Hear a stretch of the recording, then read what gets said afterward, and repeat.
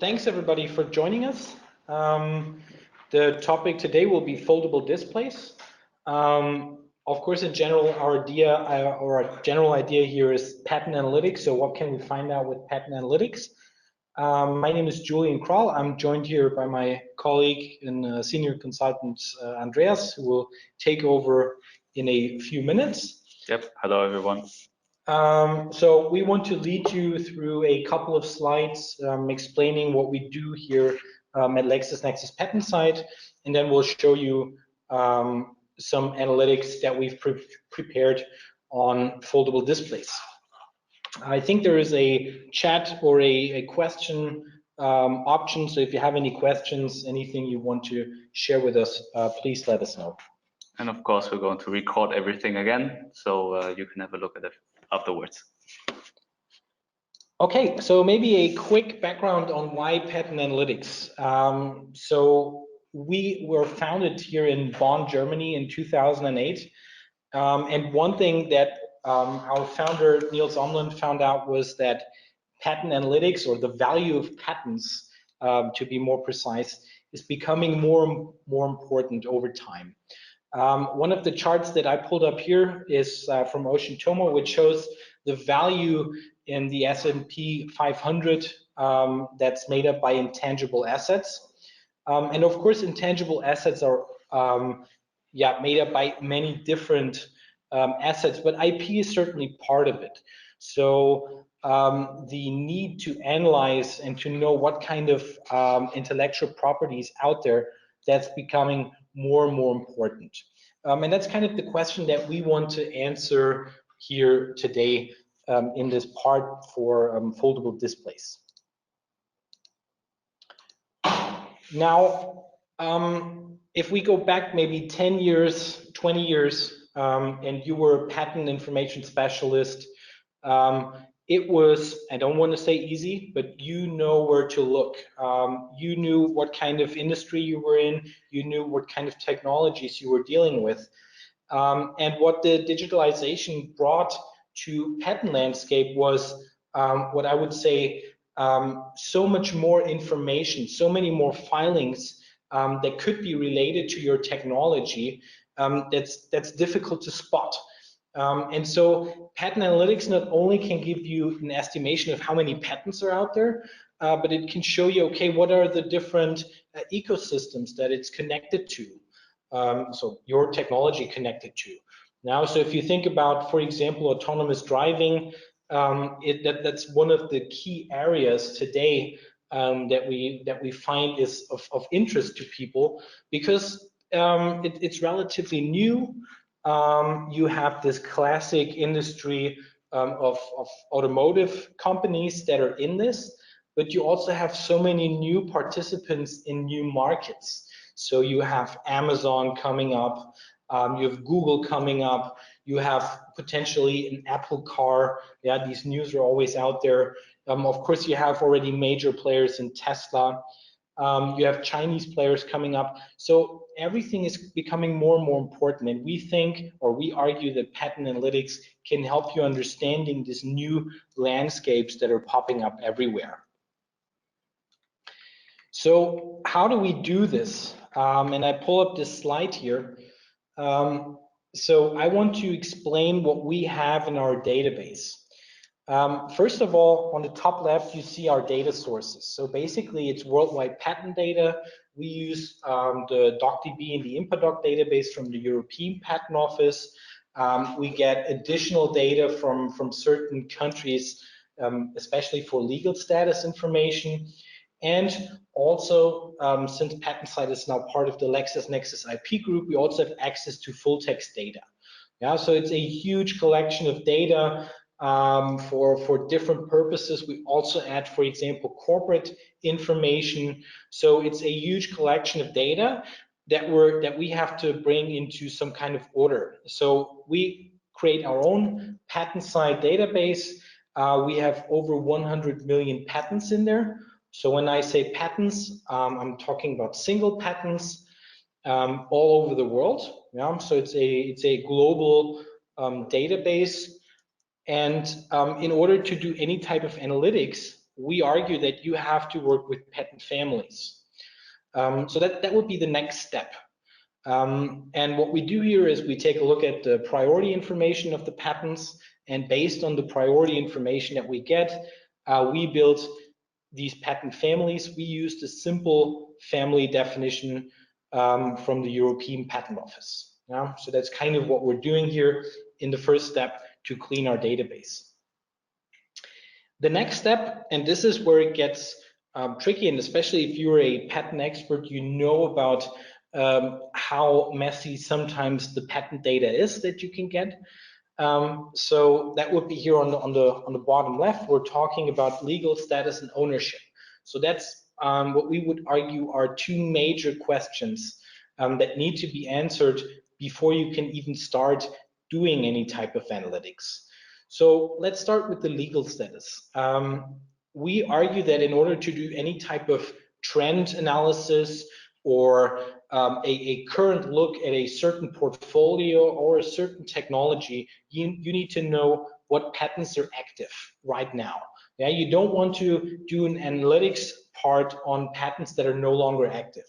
So what we do is we basically clean out our database by looking at the legal codes that we receive from our databases and determine if our patent families are active or not. Now, there is always a possibility to go to the inactive patents if that's of interest for a certain search. But what you're able to do in PatentSight with just a click is to always work with the active patents only. So that's a huge benefit. And not only do we do this for today, but we do this going back in time.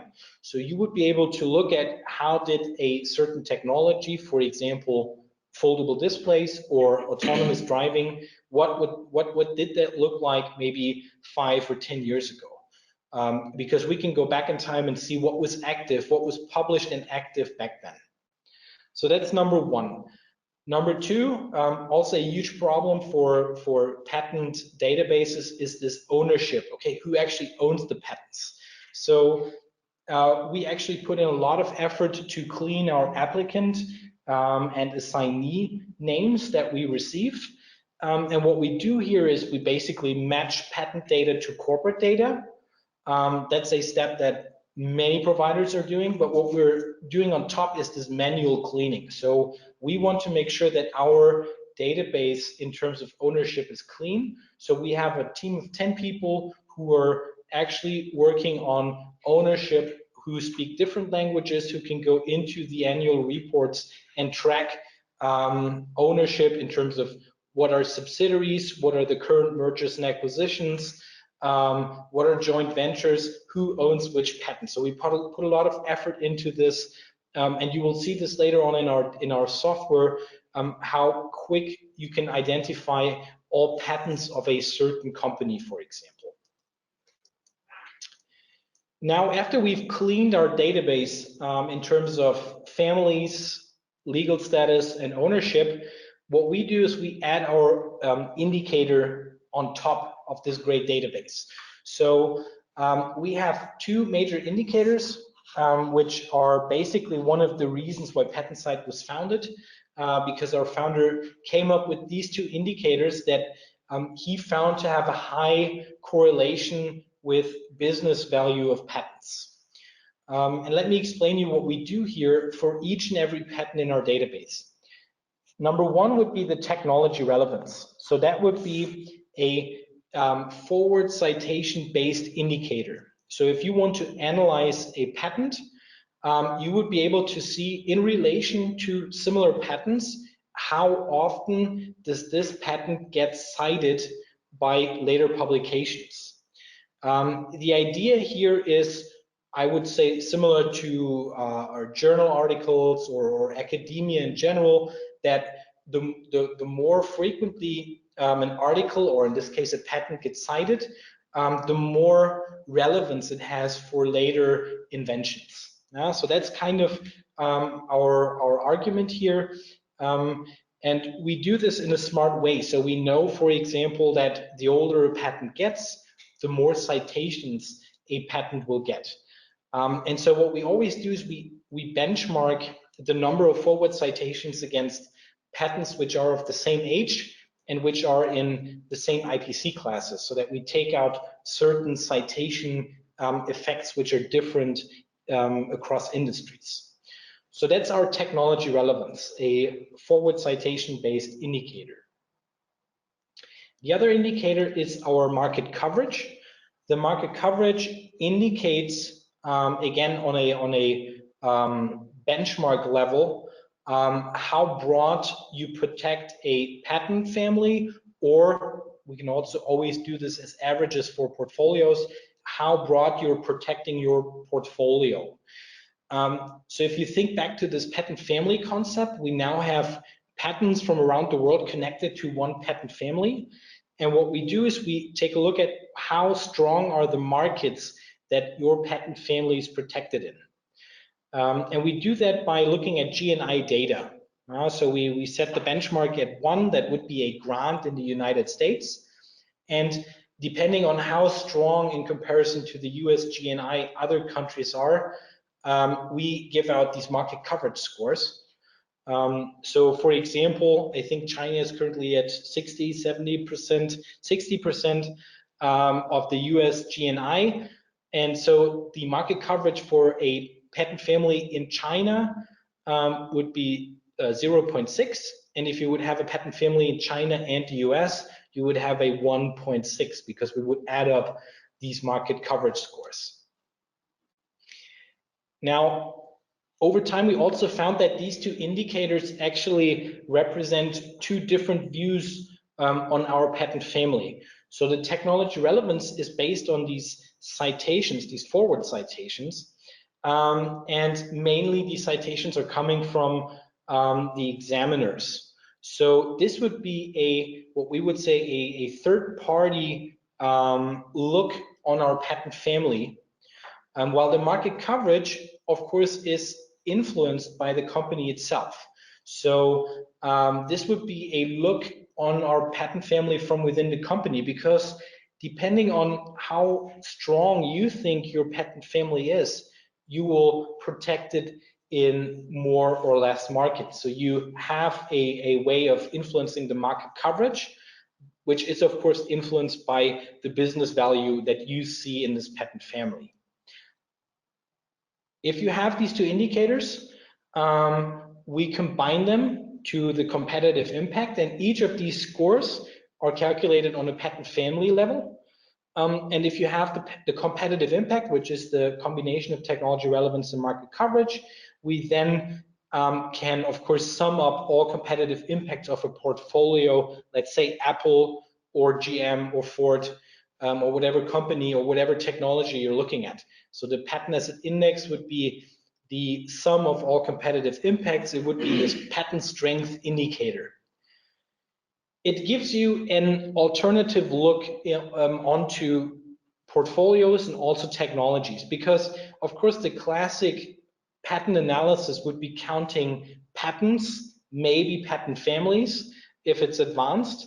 But having another objective indicator on top helps you understanding certain trends, helping you look at, for example, comparing portfolios from different countries, different technologies, and so on and so forth. So this is a good way of having an objective view, and then rather just simply count the patent families that are out there. This is basically what we do in our database. I've shown you just a couple of slides, but you see patent analytics. We try to make it easy, but I want you to be able to understand what we have in the back before we go into the software, which would be next. So I want to introduce my colleague, Andreas. He's a senior consultant here at PatentSight, has been a very good colleague for a couple of years, and he will take over now. Yes. Thank you, Andreas.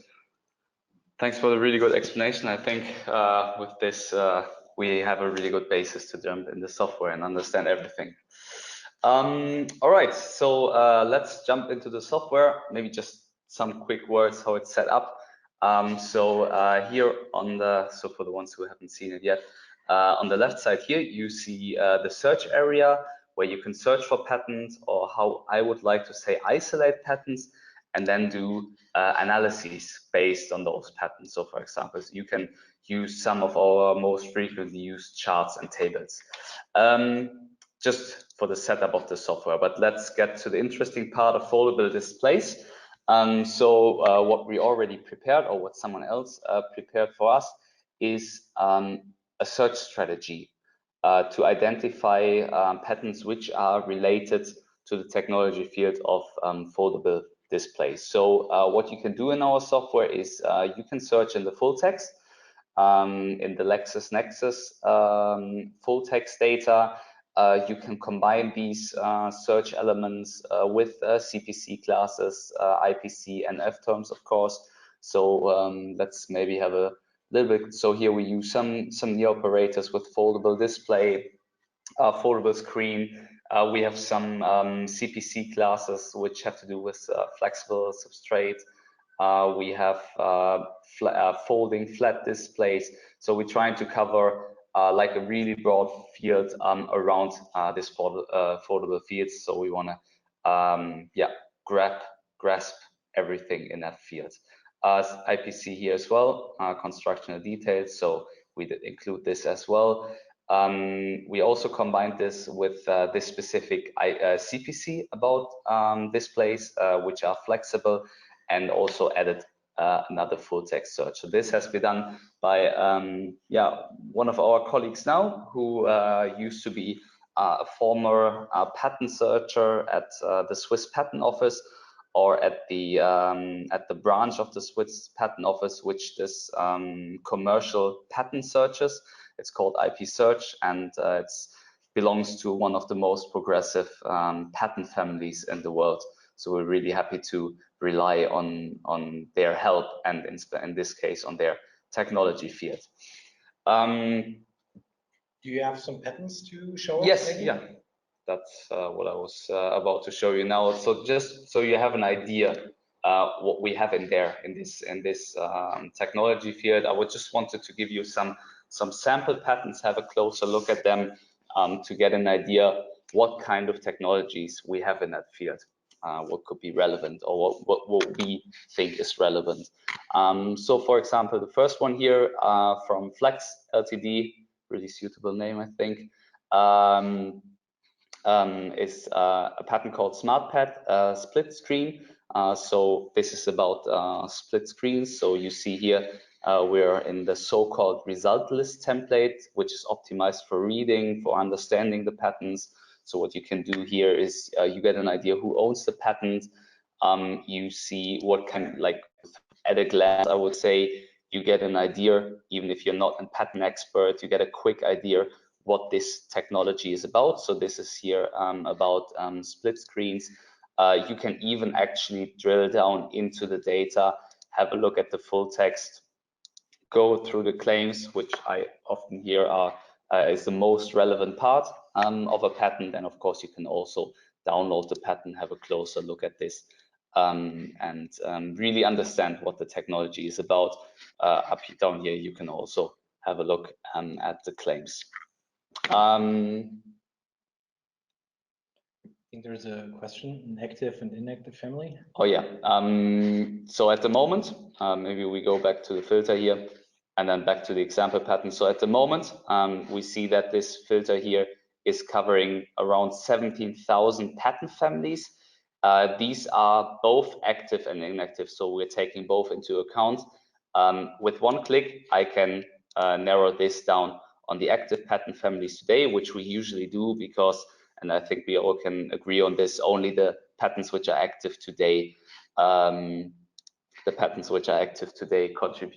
to the actual value of a patent portfolio. So let's go back to the example patents to get like a further idea what this is about. So here these we have all active, right? so these, yes, so these are all active. You see that here that the toggle is on the left side, so we exclude inactive patents. So all of these are active. Let's have a look at this one from LG Electronics, mobile terminal using flexible display. Let's quickly have a look at the pictures here. So this is like a foldable display which you can bend and then maybe put on your table, use it as an as if it was a laptop. Something completely different, but also related to, of course, to foldable displays is a wrist bearable terminal. I think that's a really cool thing. So yeah, have a look at the pictures here. I think that is quite an interesting technology field. So you can wrap this this display actually around your wrist, carry it around with you, use it as a smartwatch, but you can also use it here like a newspaper, like a newspaper article, so or like an iPad. Yeah, quite an interesting thing, because it looks like very usable for a lot of application areas. So quite an interesting concept. And the last one we have here is from IBM. Yeah, this is an IBM patent. Just got some recent recognition in the media. Let's have a look at this one. So it's kind of a watch as well. So you kind of wear it around your wrist as well, like the first patent, the third patent we had a look at. But then you like fold up. You say fold it up, and then can also decide what size of the screen or the display you want to have. So these are all kinds of technology fields we're covering within this filter here. All right, and the question, of course, now is, who are the big players? What's their relevant technology? And now we're going to do an in-depth analysis on these, like looking specifically on these questions. The first thing I want to do is I would like to tag my result. So for the ones who are familiar with patent searching, this is not a big deal here, but you don't want to overwhelm someone in management. Maybe you want to display everything a little bit easier, and you don't want to set up this filter every time again. What you can do is just tag those patents. So what we're going to do is attach like a little tag, a little flag to all those patents, and we can then later on search for these tags, which gives us a lot of flexibility in our tool, because we do not only rely on these most frequently used filter elements we have in our software. So you could also search for an owner IPC class, and you can't change anything really about these groups.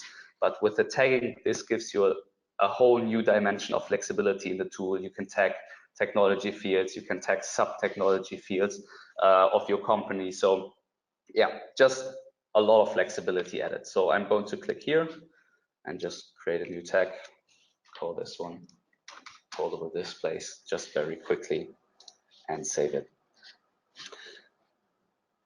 So what's going to happen now is a tag has been created and 6,925 patents have been tagged. Yeah, if you look closely, it's not the exact same number down here. This is because by default we also tag the inactive the patents inactive today. This is important if you want to have a look at trends over time. Okay, let me just open a new sheets and then just search for the tag I created. We already created another one earlier. It's called Foldable Display, July 2019, basically the same tag. And let's try to get a general idea about this technology field. Let's have a look, probably something all of you did at some point in your working life is a filing year analysis. So what I'm going to do is include the inactive patents again, because that's what you usually do when you do filing year analysis. And let's have a look when these patents have been filed. So I just insert a chart here.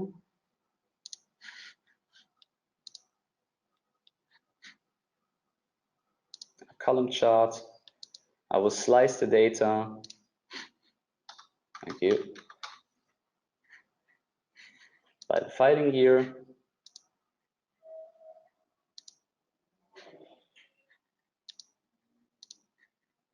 And they use the same coloring here. And of course, I'm going to narrow down a little bit the time period we're looking at, say from 1995 to today. So what I'm looking now here is these roughly 7,000 patent families. When have they been filed over the year? So I see a lot of those patents have been filed since the year 2012, 2013, 2014. So we see a decline here. The question now, of course, is when I do patent analytics, I only look at the patents active today. So patents which are in force, which means granted and active, or the patents which are still pending. So from our point of view, and I said that before, I think we can agree on these are the only ones who actually contribute to the value of a patent. So let's just have a look at those patents, what their current legal status is. Are they active, or are they pending, or are they granted? So I'll go to general here and then just slice the bars. I'm going to slice the bars by legal status. So I just select the attribute.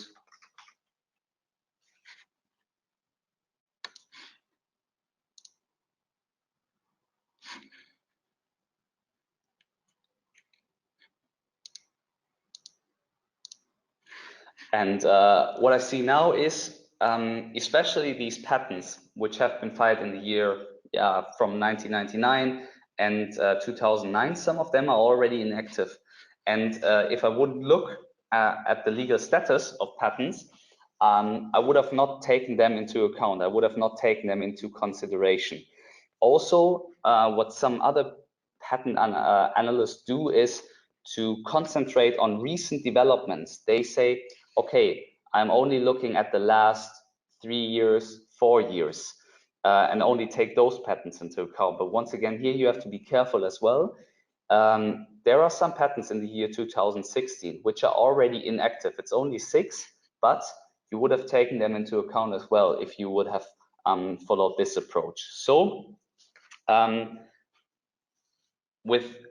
because we track the legal status over time, we are able to kind of travel back in time to have a look at the active portfolio, how an active portfolio looked like 5 years ago, 10 years ago. So let's transfer this a little bit to our perspective, how we look at patent. Yeah. So I'll just exclude the inactive patents, and I'll just insert a new chart, which is insert template.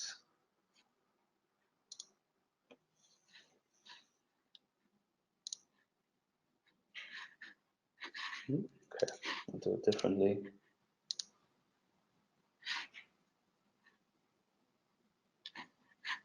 So I'll insert a line chart and just have a look in that field.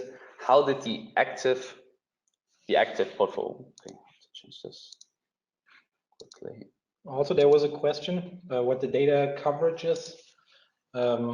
So the data coverage is basically worldwide patent data. It would be similar to the total patent one coverage that you were referring to. So yeah. So what we see now is just here we look when patents have been filed, and here we apply our reporting date, which takes our unique legal status information into account, and we just look how many patents have been active in the year 2013. So at the end of each year, we just freeze the data, look what has been active at that point in time, which gives you the possibility to travel back in time. So we see a steep increase here from 2011 on.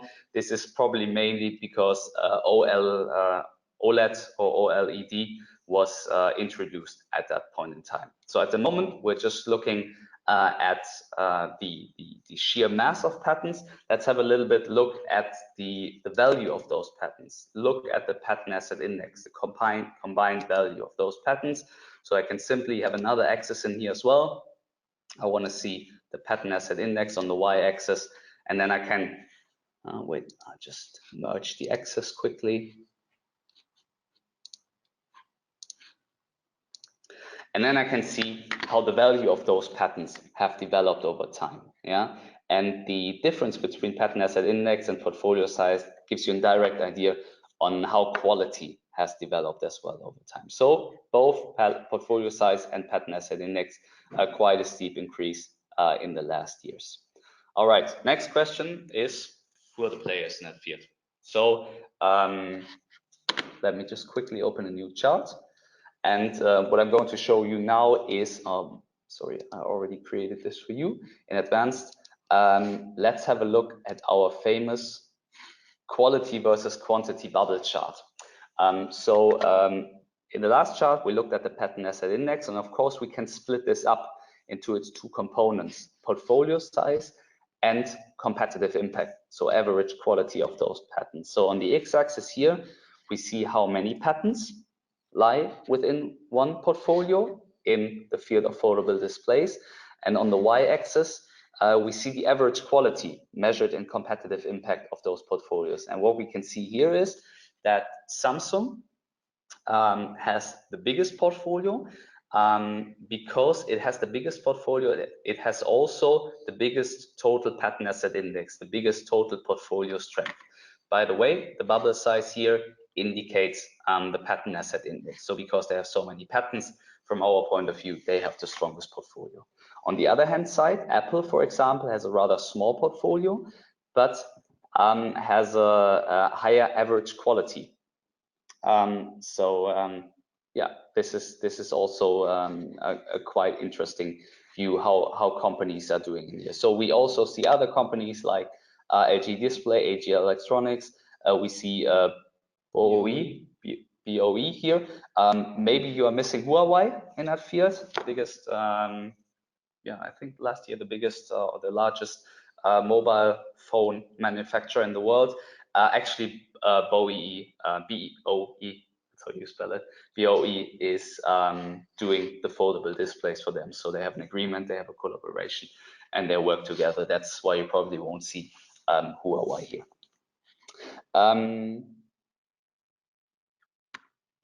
Yep. The great thing about the software is that you can mouse over everything. You can get further information. You can drill down into more information, which is really convenient. For example, if you want to know what patents LG actually has in that field, you can simply click on that field, on this bubble here, do a drill down, go, for example, to the result list, and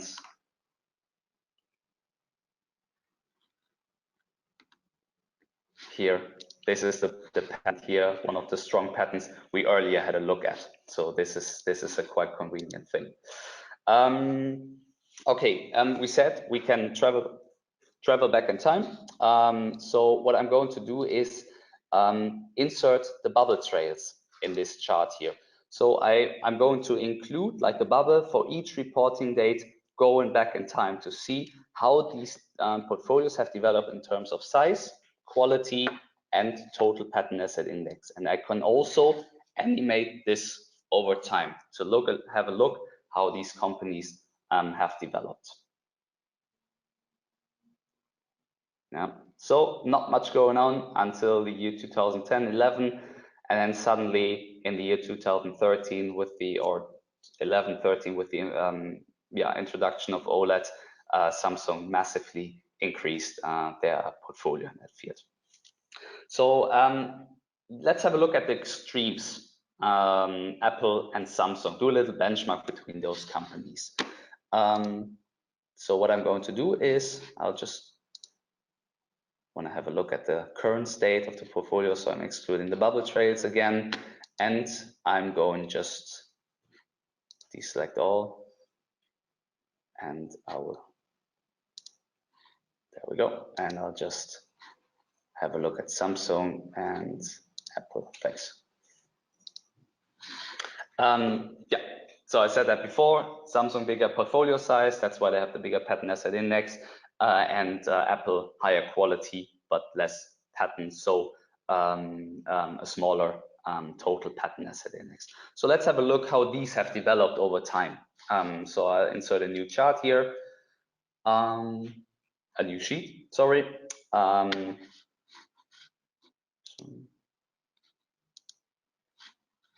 I'll insert the owners here, just Apple and Samsung, so you can add as many owners as you would like to.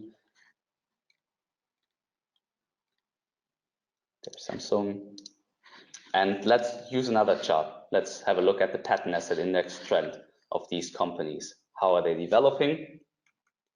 And what I can see here is that Samsung was increasing in total patent value a lot more in the last, how much is that, 4 to 5 years than Apple. So Samsung definitely seems to have a bigger focus on that field than, for example, Apple. At least Apple is not in the last years is not gaining in total strength in that field. So you would argue that Apple is not working on this at all, or could it be that they would have a different focus? That's the question. So it might make sense to look into a specific part of foldable displays. Go a little bit deeper, have a look at the sub-technology fields. And one thing really interesting, of course, for foldable displays is the material you're using. What material do you want to use? Do you want to use plastic, or do you want to use glass? And for example, this former COO from Apple, he hated the fact that these smartphones were made out of plastic because they get scratches, they break too fast. That's why they developed this glass, really thin Gorilla Glass, which is really strong. So what I'm going to do now is drill a little bit down into glass. What is Samsung doing there? What is Apple doing there? So I'm going to use our full text search in the full text data from LexisNexis. I'll just look in the claims, and I'm going to search for glass. Confirm. So we used to have like 1,000 patent families. Now we only have 110 patent families. And then actually in this field, we see that Apple is stronger. So in this specific field of bendable glass in foldable displays, we see that Apple is actually stronger, has higher quality patents than Samsung. So it will be really interesting what they're actually doing. What's the technology field they're pursuing here? So what I'm going to do now is to drill down into Apple. So I said that before. You can click on data points, get further information. For example, you can click on this bubble here. You could also click on Apple, by the way, here. Go to the company, so-called company info box of Apple, where we have our key indicators. You see the country focus. They have a selection of top patents. And another slider here, which I really like, is the prior and subsequent art of the Apple patents. So I see the owners which get cited by Apple patents. And of course, I see the owner of those patents, which in turn cite Apple patents. And I think if you have no idea about a company, this gives you at a glance like a really nice idea what the technological but also competitive environment is these companies are active in. And of course, if I'm interested in like what are the Qualcomm patents citing Apple, just click here on these, do a drill down, have a look at the subsequent art by Qualcomm with one click, look at the prior art of Apple, which is cited by Qualcomm. And I always have to think how much work goes into these owner harmonization, which we already prepared for you. So for example, when you click here on this corporate tree icon, I'll open the corporate tree from Apple, and then here you see like all relevant subsidiaries and applicant names which file patents from our point of view for the ultimate owner Apple. And this is just a huge amount of work which goes into setting up these corporate tree, making you available, going into the software, just using Apple as an owner, and with another click only focusing on active patents. If you had to do this, going to like collecting all the data from patent offices, I think you would go crazy at the end. Yeah, little excursus about the company info box. Let's get back to the foldable display in glass. Yeah, so you can mouse over these owner types, but you can also do a drill down. For example, into this reporting date, like the last reporting date, a drill down into these 15 patents Apple owns in the field of foldable displays. I'm going to do this. Drill down. I'll go to the result list because 15 patents is easily something you can have a look at. And yeah, here we see the 15 patents. So basically, this is the technology Apple is after. So like the strongest one we see here is like electronic device with a sidewall display. So it's not too much foldable, but we still see that in our field. Here we have something like flexible display device. So let's have a closer look at this one. That definitely looks relevant in that field. Also quite strong. You can have a look at the other companies building, like citing this technology, kind of building this technology. What I really like also, we see the legal status of those patents. And once again, we can drill down into the patents themselves. Okay, the question now, of course, is Apple is not the most known manufacturer of glass. So apparently they are working together with someone. They're building on someone else's technology. And yeah, this is another question you would like to answer. With whom is Apple working? Which technology are they building on in terms of glass? So what you could do with one simple click, have a look what are the patents in that field, in this glass foldable display field, which gets cited by patents. So what is the technology Apple is building on? So what I'm going to do here is just simply change the owner from owner to owner of citing active patents. So Apple has to cite these patents. I'll refresh. And here I have 31 patents. So there are 31 patents in that field, which get cited by Apple patents. And you see a lot of them are owned by Apple. Here we have LG Display, but here we see directly highlighted with our great new highlighting in this result list. We see one patent which is about bendable glass. I'll have a look here. Bendable glass articles and methods of making them from the year 2015 with Corning.